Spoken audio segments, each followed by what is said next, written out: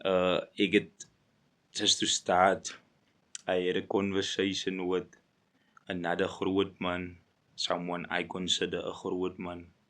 He was passing by, but it's someone I have been interacting with uh, occasionally.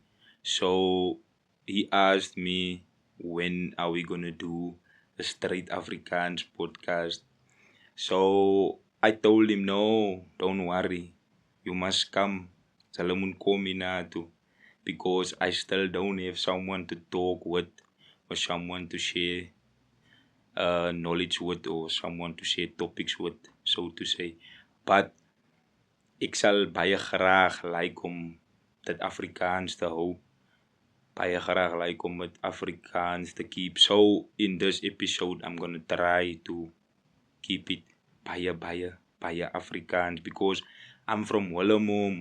In Willemo, the majority of us speak Afrikaans. If you come to Willemo, you must learn to speak Afrikaans.